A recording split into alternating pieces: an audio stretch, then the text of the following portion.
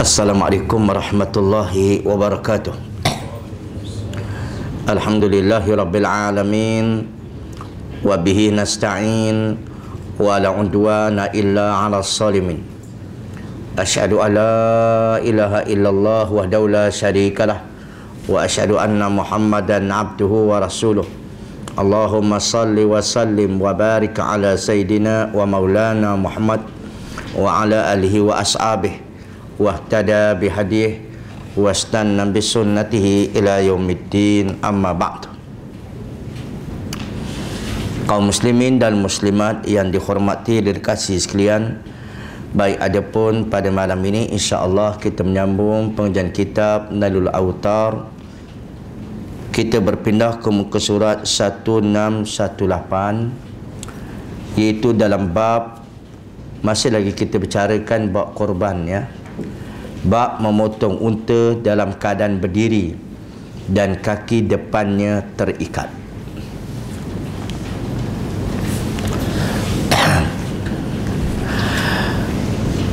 Bab memotong unta dalam keadaan berdiri dan kaki depannya terikat. Firman Allah Ta'ala, A'udzubillahi minasyaitonir rajim. Fazkuru smallahi 'alaiha sawaffa. Artinya, sebutlah nama Allah atas binatang-binatang tersebut dalam keadaan berbaris.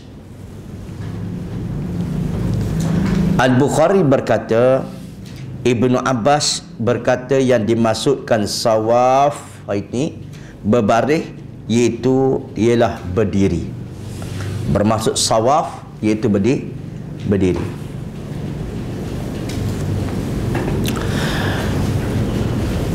Hadis Ani bin Umar annahu ata ala rajulin qad anakha badanatan yanharuha faqal ib'athha qiyaman muqayyadatan sunnata Muhammadin sallallahu alaihi wasallam. Riwayat Imam Ahmad, Bukhari dan Muslim. Dan daripada Ibnu Umar, sesungguhnya dia pernah mendatangi seorang lelaki yang telah menderumkan untanya untuk dipotong. Yang itu menderumkan unta ni, iaitu diturunkan unta dia. Dia suruh unta dia tu turun. Lalu berkata, biarkan dia dalam keadaan berdiri dengan keadaan terikat kakinya. Ya, demikian itu adalah sunnah Nabi sallallahu alaihi wasallam. Baik. Ada seorang lelaki kaum muslimat kalian, dia nak sembelih unta, lepas tu dia suruh unta tu turun. Lalu kata Ibnu Umar radhiyallahu anhu, biarkan dia dalam keadaan berdiri, kerana sembelih unta dalam keadaan berdiri ini adalah sunnah Rasulullah sallallahu alaihi wasallam. Baik. Sebab apa kaum muslimin dan muslimat kalian, unta ni ketika dia, apabila di dalam keadaan kita berdiri, unta berdiri, kita ambilkan satu anak panah atau pisau, kita sembelih sini. Unta ni disembelih di sini. Lepas tu kamu sebelum sembelih, terpacakkan di leher dia. Lepas tu kita tarik, lepas tu dia rebah diri. Dikeluarkan darah. Itu dia. Itu sembelih unta. Baik.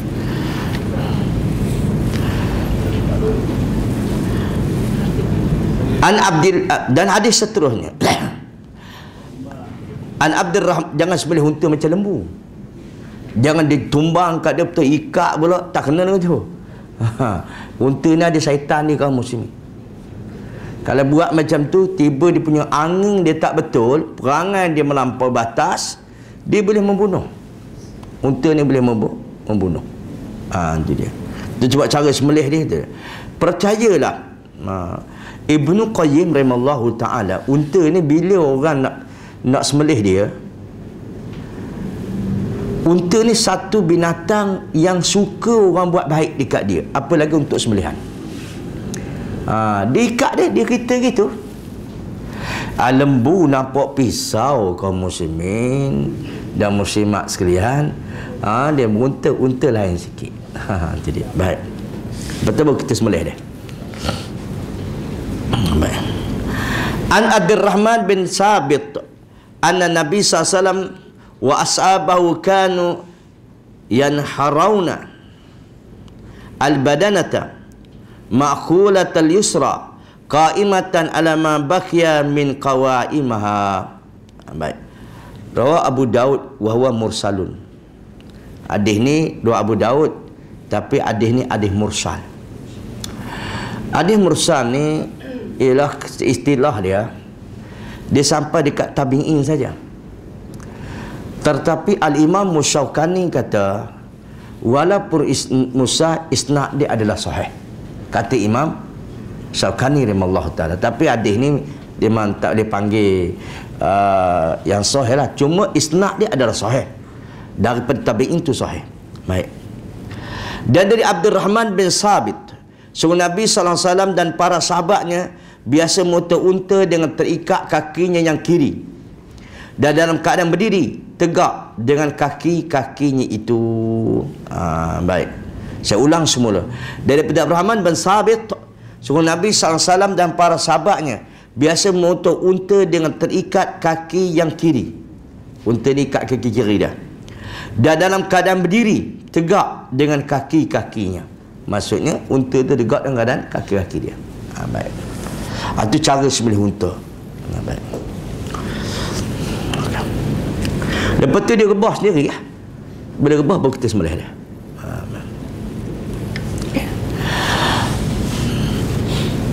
Okey, selesai tu ya. Baik.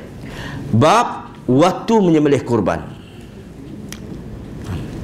An Jundub bin Sufyan al-Bajali, yang mana senang kita ringkaskanlah.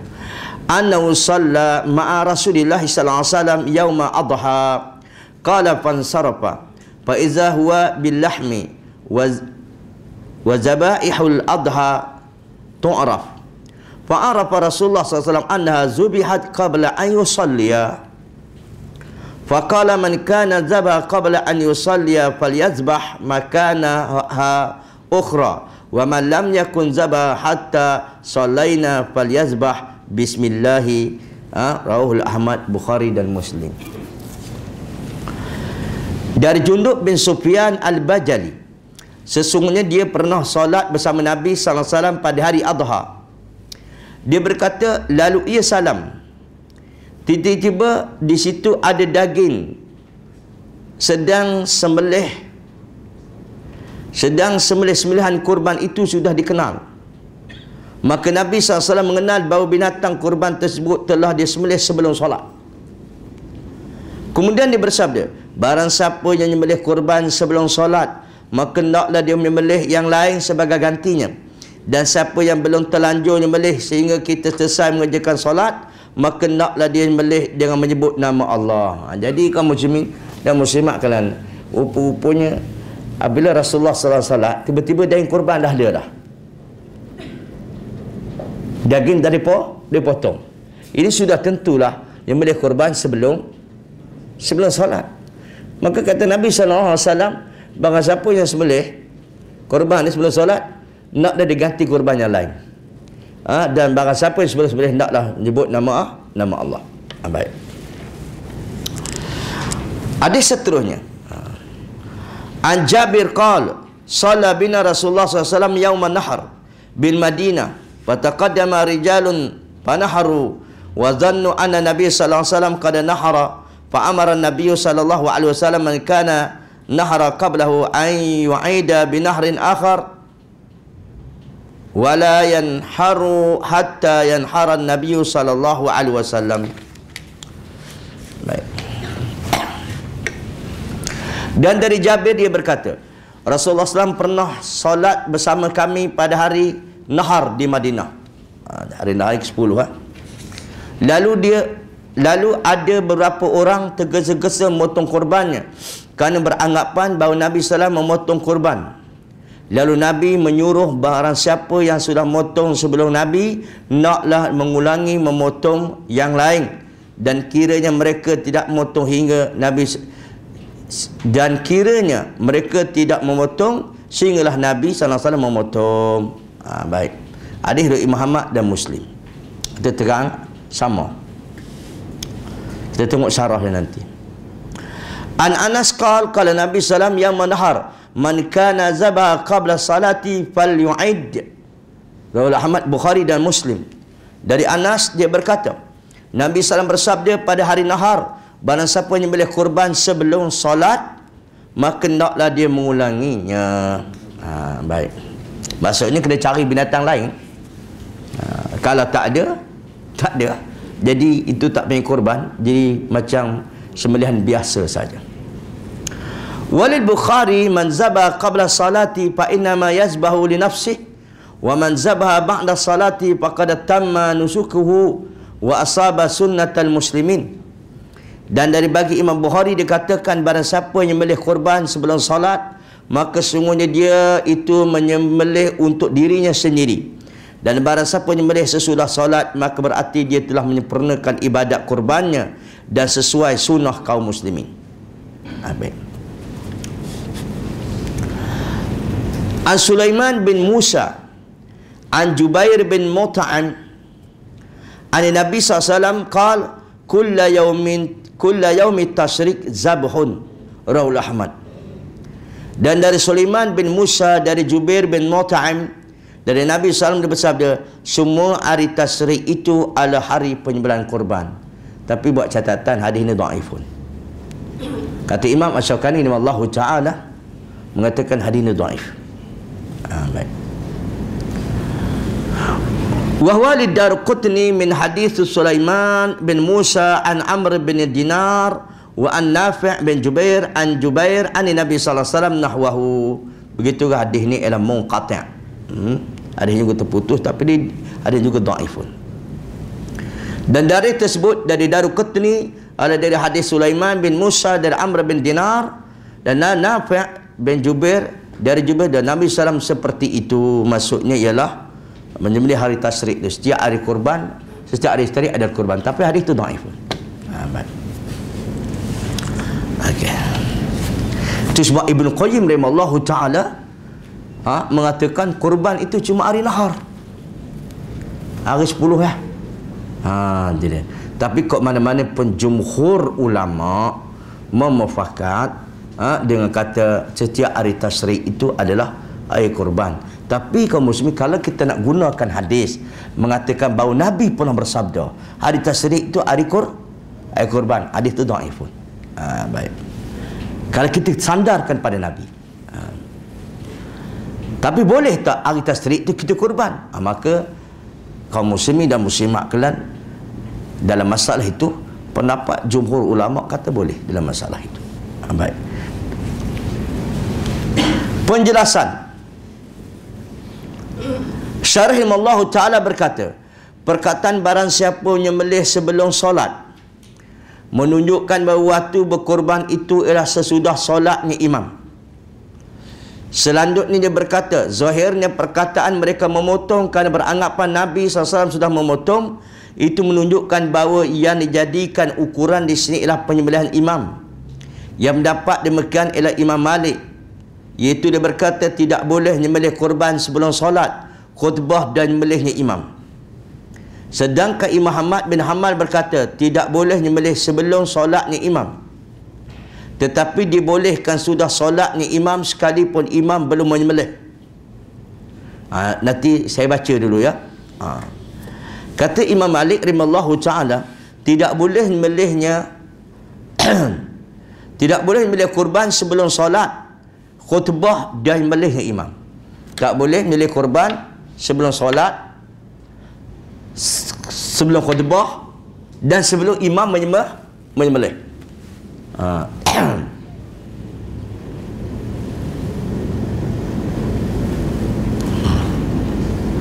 Ditambah dua. Tadi hadis menerangkan sebelum solat. Tak boleh menyembelih sebelum solat. Imam Malik kata bukan sebelum solat, sebelum solat, sebelum khutbah, sebelum imam menyembelih pun tak boleh. Kena imam menyembelih pun menyembelih. Tapi Imam Ahmad Ibn Hanbal mengatakan Tidak boleh menyembelih sebelum solatnya imam. Tapi dibolehkan sudah solatnya imam sekalipun imam belum menyembelih. Jadi ini pendapat lebih tepat. Nanti apa maksud dia sebelum solat ni? Ibnu Muzir berkata, para ulama sudah ijma' bahawa tidak boleh menyembelih kurban sebelum terbitnya fajar. Adapun jika di situ tidak ada imam, maka menurut zahir hadis diukur dengan solatnya setiap orang yang hendak kurban itu. Sedangkan Rabi'ah berkata tentang kelompok yang tidak ada imam, jika mereka itu menyembelih sebelum terbit matahari, maka tidak sah.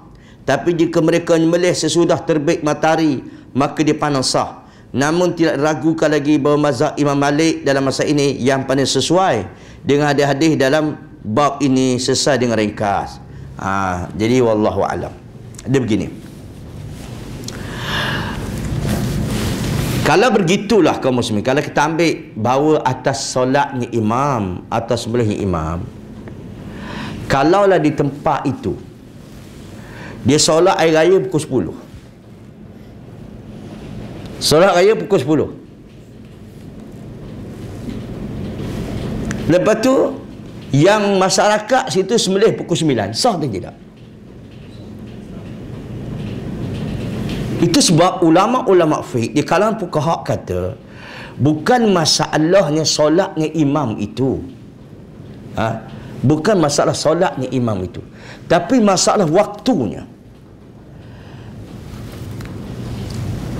Selalunya waktu solat air raya ni apabila matahari naik segalah dah. Itu waktu duha. Maka itulah solat air raya yang bermula. Dan memanglah di zaman Nabi solatnya begitu.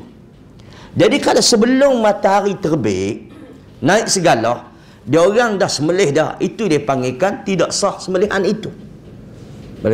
Bukan masalah solat tu ni. Tapi kenapa Nabi sebut solat? Sebabnya selalunya apabila air raya ni di waktu sembahyang itu dicepatkan. Maksudnya lepas masuk waktu duha pukul 8 sembelih dah. Sembahyang dah kaum muslimat kalian. Tapi kalau tempat tu kaum muslimat kalian, apa dia? 9:30, 10:30 baru nak main raya. Contohnya, adakah tunggu solat tu dulu baru sembelih? Ataupun boleh sembelih sebelum itu? Hukumnya boleh, tak jadi masalah. Yang dilarang ialah selepas fajar. Jadi masalahnya. Baik. Sabda Nabi SAW, semua hari tasyrik itu adalah hari menyembelih. Saya berkata ini menunjukkan bahawa hari-hari tasyrik itu seluruhnya adalah hari-hari penyembelihan, iaitu hari nahar itu sendiri dan 3 hari sesudahnya. Tapi as-sunnahnya, sunnah dia nya afdal hari nahar. Sebab Nabi selalu menyembelih pada hari 10. Sebab mengatakan hari tasyrik itu adalah hari kurban, hadis itu memang dhaif. Tapi memanglah di kalangan para sahabat dulu kaum muslimin memang ada menyembelih dalam hari tasyrik itu. Tapi nak kata bahawa Nabi kata, tak boleh ya. Tak boleh.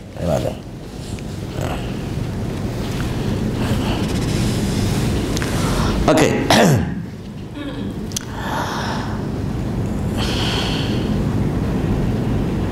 Selanjutnya Syarih berkata, Abu Hanifah, Malik, Ahmad bin Hanbal berkata, sungguhnya waktu menyembelih kurban itu ialah hari nahar dan 2 hari sesudahnya. Itu 11 dan 12. Sedangkan Sa'id bin Jubair, seorang ulama di kalangan tabi'in berkata, sesungguhnya waktu menyembelih kurban buat penduduk kota ialah hanya hari nahar saja. Ada penduduk desa adalah hari-hari tasyrik. Ni kata Sa'id bin Jubair. Terkenal pendapat kaum muslim sebenarnya. Sedangkan Ibnu Sirin berkata, waktu menyembelih itu hanya hari nahar saja. Lain halnya dengan apa diriwayatkan oleh Qadhi Iyad dari sebagian ulama pendapat bahawa waktunya menyembelih itu ialah sebulan Zulhijjah penuh. Lagi berat. Tapi tak kenalah kaum muslimin dan muslimat kalian. Walaupun ada Qadhi Iyad kaya hari nahar bermula dan sebulan penuh hari apa? Bulan Zulkaidah, bulan Zulhijjah itu. Makanya pendapat yang cukup janggal. Baik. Dia di antara 5 macam mazhab di atas pendapat yang lebih kuat ialah yang pertama berdasar pada hadis-hadis yang ringkas, bermaksudnya bulan hari Nahar dan 3 hari Tasyrik. Baik, habis. Itu senang saya ringkas sekarang. Baik. Yang seterusnya, makan dan membagikan daging kurban serta menyimpannya. Makan dan membagikan daging kurban serta menyimpannya. Baik. An Aisyah qalat dafa ahlul abyatin min ahli al-madiyah hadrat al-adha zaman Rasulullah sallallahu alaihi wasallam faqal idakhiru thalathan summa tasaddaqu bima baqiya falamma kana ba'da dhalika qalu ya Rasulullah inna an-nasa yattakhizuna al-askiyata min dhahayahum wa yahmiluna fiha wadaka faqala wa ma zaka qalu nahaita an tu'kala luhumul adahi ba'da thalathin faqala innama nahaitukum min ajli dafati fakulu waddakhiru wa tasaddaqu. Rahmat Bukhari dan Muslim. Di Aisyah dia berkata, ahli-ahli rumah daripada penduduk desa pada datang pada hari penyembelihan kurban di zaman Nabi sallallahu alaihi wasallam. Di zaman Nabi sallallahu alaihi wasallam. Lalu Nabi bersabda, simpanlah sampai 3 hari atau 3 kali. Baik. Nabi kata, simpanlah sampai 3 kali. Simpanlah. Baik. Kemudian sedekahkanlah yang tersisa. Sudah itu mereka bertanya, ya Rasulullah, orang-orang pada membuat tempat air dari kulit kurban mereka dan diisinya dengan semin. Dengan samin. Samin apa dia? Minyak. Bukan semin, no? Samin. Baik. Bukan Mongolia. Baik. Maka bertanya Nabi, apa? Mereka bertanya, apakah engkau melarang makan daging kurban sudah 3 hari? Jawab Nabi, aku hanya melarang kalian kerana masih ada orang-orang yang sangat membutuhkan.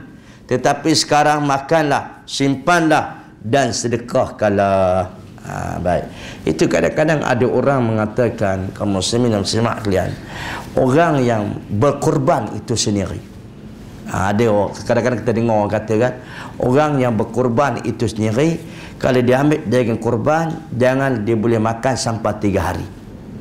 Itu sebab Nabi kata, kamu kan yang berkata demikian. Mereka kata, simpanlah. Lepas tu bagikanlah. Tak ada mengapa kalau buat tu. Baik. Tapi memang ada hadis yang Nabi melarang menyimpan daging korban 3 hari. Memang ada. Nama Nabi larangnya. Tapi Ibn Qayyim rahimahullahu ta'ala mengatakan Nabi melarang itu kerana tahun itu tahun yang tahun apa? Tahun itu tahun penyakit. Tahun penyakit. Jadi dulu mana ada peti ais, kaum muslimat kalian dijemurkan daging di tengah panas saja. Tapi kalau tahun itu hari tak panas, hari sejuk, kalau simpan daging tu merosak, daging tu rosak. Tu sebab nak kata Ibn Qayyim, Nabi larang simpan 3 hari. Bukan bermaksud tak boleh simpan 3 hari bagi orang berkorban. Baik. Okay.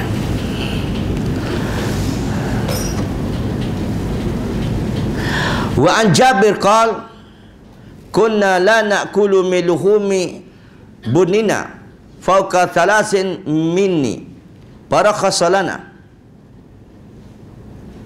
Rasulullah sallallahu alaihi wasallam faqal kulu wa tazawwadu. Rawahu Ahmad, Bukhari dan Muslim. Dan dari Jabir berkata, kami tidak pernah makan dari daging-daging unta kami lebih dari 3 hari.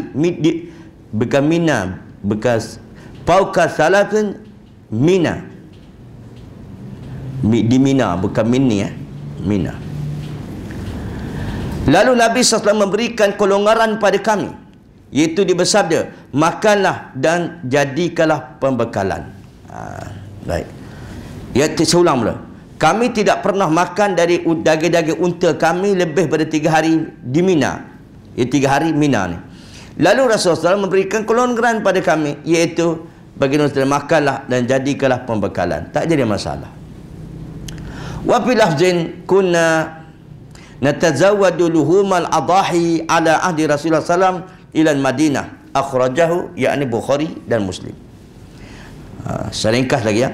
Dari satu lafaz dikatakan kami pernah membawa pembekalan dari daging kurban ke Madinah di zaman Nabi SAW. Bayangkanlah, pergi haji, sembelih kurban, pergi balik ke Mekah, menunaikan haji pula, lepas tu balik ke Madinah membekalkan daging kurban itu, maka tak salah nak simpan tu. Kadang-kadang orang kemudian simpan daging kurban tu lama dah, 6 bulan. Ada kat musim ni. Akhirnya kuliah-kuliah buat sup daging kurban, betul-betul. Tapi ini kena jaga-jaga sikit lah. Jangan banyak sangat ambil, berikan pada pembagian pada orang lain. Itu banyak daripada kita makan banyak. Boleh faham itu? Tapi tak ada kisah, hukumnya boleh. Matlamat kurban tu, berilah agihkan daging itu banyak pada orang yang lain. Baik. Nak sampai matlamat kurban tu. Wa fil lafzin anna Nabiy sallallahu alaihi wasallam naha an akli luhumin adahi ba'da 3 summa qala ba'du kulu wa tadawwadu wadakhiru, rahul Muslim wa Nasa'i.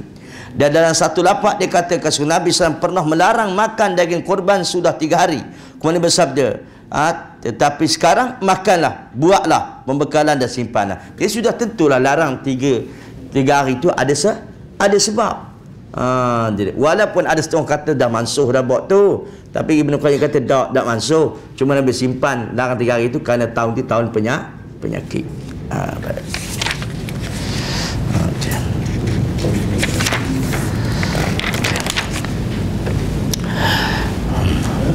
Saya ringkas ya, sebab malam hadis ni dah biasa kita temu.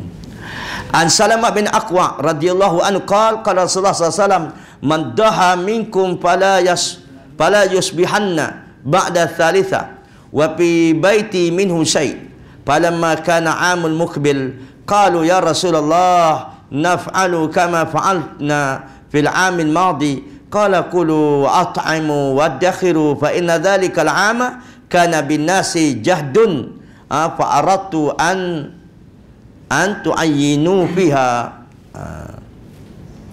Baik. Rahul Ahmad, Bukhari dan Muslim. Dan Abi Salamah bin Aqwa dia berkata, Rasulullah SAW bersabda, barang siapa di antara kamu berkorban, maka janganlah pagi-pagi sudah 3 hari sedang di rumahnya masih ada sedikit dari daging kurban itu. Kemudian pada tahun berikutnya mereka para sahabat bertanya, ya Rasulullah, kini kami berbuat seperti yang pernah kami berbuat di tahun yang lalu. Dia menjawab, sekarang makanlah, berikanlah dan simpanlah, kerana ada pada tahun yang lalu itu ada kepayahan di kalangan manusia. Maka aku bermaksud kiranya kalian suka memberikan bantuan dengan daging korban itu. Jadi dulu para sahabat ni maksudnya lepas 3 hari itu memang tak simpan dah lah. Jadi tahun ke depan tu jumpa Nabi kata tahun dulu tu memang ada kepayahan bagi manusia, pada tahun ni makan dan sebagainya. Baik. An Sauban qala zabaha Rasulullah SAW udiyatahu summa qala ya Saubanu aslih li lahma hadhi falam azal ut'amuhu minhu hatta qadiman Madinah. Rahmat dan Muslim. Dan Sauban dia berkata, Rasulullah pernah menyembelih binatang kurbannya, dia bersabda, hai Sauban, simpanlah untukku daging ini, begitulah maka saya terus saja makan daging itu hingga ia sampai ke Madinah. Rahmat dan Muslim. Berapa hari dah? Okey. Hadis yang lain. An Abi Sa'id anna Rasulullah SAW qala ya ahlal Madinah la ta'kulu luhamal adahi fawqa 3 ayyam. Fasaqau ila Nabi SAW anna lahum ayalan wa hashaman wa hadaman faqala kulu wa at'imu wa abisu wa dakhiru, rahul Muslim. Dan dari Abi Sa'id, sungguh Rasulullah SAW bersabda, hai penduduk Madinah, jangan kamu makan daging kurban sudah 3 hari. Itu Nabi kata mereka awalnya. Lalu mereka mengadu kepada Rasulullah SAW bahawa mereka mempunyai keluarga, bujang dan khadam-khadam. Ia bersabda, makalah, berilah, tahanlah dan simpanlah. Mula Nabi larang kan, kata Nabi dibenarkan. Baik. Wa an Buraidah qala qala Rasulullah SAW, kuntu nahaitukum an luhumil adahi faqat thalasin liyatasi'a zawul tawli ala man la tawla lahu fakulu ma badalakum wa at'imu wa dakhiru. Dan dari Buraidah, dia berkata, Rasulullah SAW bersabda, aku pernah melarang kalian makan daging korban sudah 3 hari, supaya orang-orang mampu bisa menyantuni orang-orang yang tidak mampu. Maka makanlah apa yang nampak bagi kamu, dan berikanlah dan simpanlah. Okey. Penjelasan berkataan aku hanya melarang kalian kerana masih ada orang-orang yang sangat membutuhkan. Kerana itu makanlah. Syair berkata hadis ini dan berikutnya menegaskan dihapuskan larangan makan daging kurban sudah 3 hari. Yang nampak demikian adalah jumhur. Mula-mula ni Nabi larang lah, menyimpan daging kurban ni lebih pada 3 hari. Lepas tu dihapuskan hukum zaman. Hukum tersebut maka bolehlah sampai bila pun simpan, tak apa, ini adalah pendapat jumhur. Baik. Tapi jangan sampai busuk tak boleh makan, tak boleh. Perkataan sikit lagi no. Simpanlah untukku daging ini, kata Nabi kan, masa sembelih di Mina ni, dia kata pada Sauban, simpanlah untuk aku daging ini. Menegaskan dibolehkan menyimpan daging kurban sudah 3 hari, dan dibolehkan juga menjadinya sebagai pembekalan. Sedang kurban itu dianjurkan juga pada orang-orang yang sedang musafir, yang tidak ubahnya dengan orang-orang yang mungkin begitulah pendapat jemaah. Sebab kurban ni bukan sekadar orang duduk di rumah ya. Orang mungkin kalau orang musafir pun dituntut juga berkorban. Baik. Perkataan yang sebut dalam hadis Nabi SAW iaitu Hasham, iaitu bujang. Menurut Nawawi, bahawa kata tersebut lebih umum daripada khadam. Kerana itu sesudah kata itu baru disebutnya kata khadam. Ini disebut zikrul khas badan am, menyebut yang khusus sudah yang umum. Ini cerita hadis lah, sebab Nabi SAW ada sebut tentang permasalahan hadis dulu, iaitu ya Rasulullah, di kalangan kami ni ada ayalan, ada keluarga kami, ada orang bujang, ada orang khadam. Jadi disebutkan bujang dulu pada khadam. Jadi kata ulama-ulama, disebutkan bendanya khas pada yang umum. Sebut yang khas dulu, lepas tu barulah umum. Maksudnya orang bujang ni bukan khadam lah. Baik. Perkataan makanlah apa yang nampak bagi kamu menunjukkan tidak adanya ukuran yang pasti bagi dibolehkan makan daging korban itu. Seorang berkorban diperkenankan makan daging korban itu sesukanya, sekalipun habis sebanyak-banyaknya, asal tidak sampai habis kerana ada kata-kata diberikannya. Itu sebab pembagian yang kata daging korban ini dibagikan 3. 1 untuk tuan, 1 untuk 2 untuk dibagikan agih-agihkan. Itu cuma pendapat ulama, tak ada hadis dalam bab tu. Pendapat ahli ulama saja. Kata setengah orang, enaklah bagi korban ni bagi 3. 3 seekor kambing tu bagi 3, 1/3 bagi kepada tuan dia korban, yang 2 tu lagi agihkan. Itu cuma pendapat ahli ulama saja. Tapi kalau nak ikut hadisnya boleh, nak makan banyak pun tak apa. Tapi awal afdal ni dia agihlah pada orang yang pakai miskin, itu baru jadi matlamat korban. Baik. Ibnu Tamiyah berkata dan ikhtiaratnya, terakhir waktu menyembelih korban itu ialah akhir hari tasyrik. Ini Ibnu Tamiyah ni kata. Hari akhir itu akhirnya hari tasrik, bukan hari 11, 12, bukan 12 gitu. Hari 13. Baik. Ini adalah pendapat Imam Syafi'i dan salah satu daripada dua pendapat Imam Ahmad. Tapi ingatlah kalau hari tasyrik ni, kalau hari akhir ni, tempat kita Malaysia ni kena jaga betul. Tahun ni adalah sama. Tahun ni adalah sama, raya sama. Tapi kalau sikit pernah berlaku yang kebelakangan dulu, kadang-kadangnya di sana dah dulu sehari pada kita. Dulu sehari. Kadang-kadang dulu 2 hari. Kita barulah nak raya.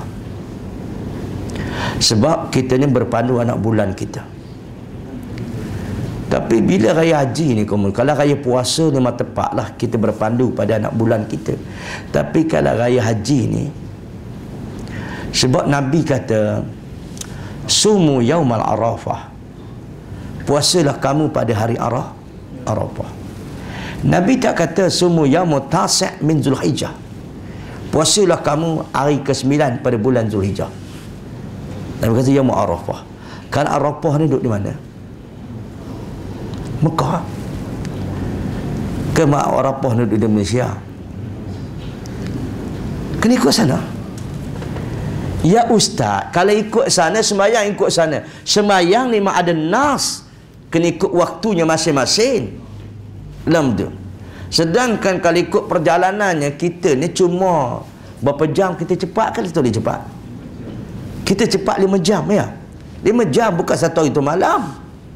Jadi kalau kena hari 13 dah sembelih, kamu mesti takut terkeluar daripada hari tasyrik.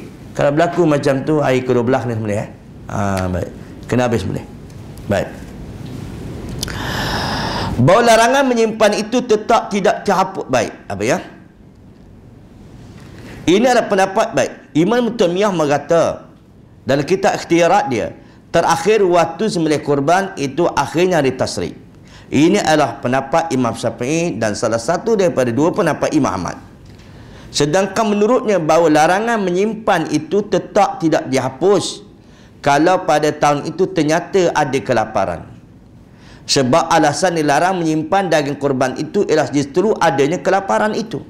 Pendapat ini dikatakan juga oleh golongan ulama selesai. Dia kata bahawa larangan tiga hari itu tidak terhapus. Sebab yang terhapus itu ada sebab. Sebabnya ialah kaum muslimin dan muslimat kerana tahun kelaparan.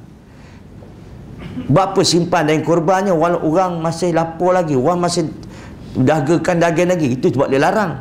Tapi kalau sekiranya cukup dengan korban tu, tak apa disimpan. Ini kata pendapat. Tapi ialah pendapat ulama atau jumhur mengatakan ialah larangan itu sudah terhapus yang 3 hari itu, boleh disimpan, tidak masalah. Baik, itu ringkas ya. Dan yang keseluruhnya bab kulitnya harus disedekahkan dan jangan dijual. Kulitnya harus sedekah, jangan dijual. Tapi sini tak berlaku, ini mukadimah lah. Kita sekarang kulit ni ada orang ambil tak? Tapi jangan dijual.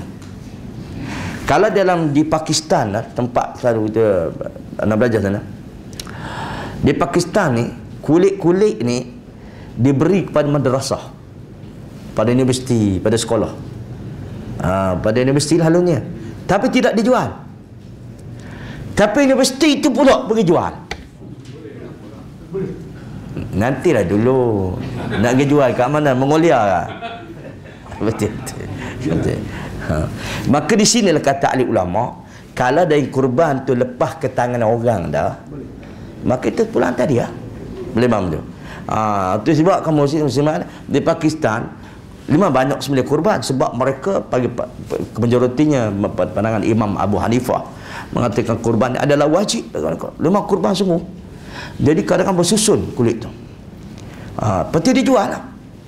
Dijadikan baju kulit. Itu sebab Pakistan ni buat kulit ni memang asli semua. Dia bukan tiruan. Jadi itu sebabnya bola sepak pada dunia dia buat di Pakistan. Betul ke? Memang semua.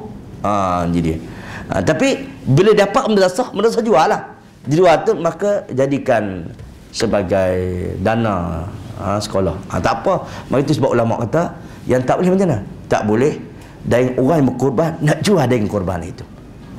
Tapi lepas ke tangan orang, yang kedua, yang ketiga nak buat tak apa. Baik. Wallahu a'lam. Insya-Allah kita sambung.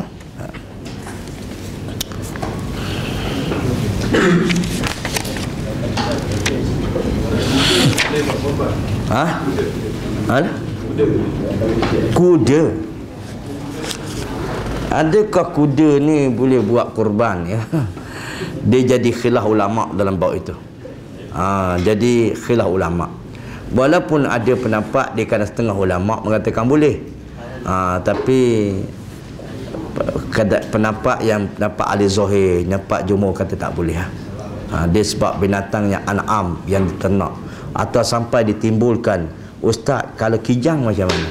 Sebab kijang sekarang orang ternak boleh tak buat korban? Jadi sebab tak ada dalil mengatakan, sebab binatang-binatang ni yang boleh korban ni ada 8 pasangan. Ada 8 kan? Maksudnya dia sebut 4 lah. 2 daripada unta, 2 daripada kambing, 2 daripada sapi, dan lagi satu lagi biri-biri lah. Itu saya disebut secara nas. Ada orang kata kijang ni binatang jinak. Tak, binatang kijang bukan binatang jinak. Kijang adalah binatang yang dijinakkan. Lain sikit beza, no? Memang tak boleh. Baik. Wallahu a'lam. Subhanakallahu bihamdik, la ilaha illa anta, wa astaghfiruka wa atubu ilaik. Sampai jumpa.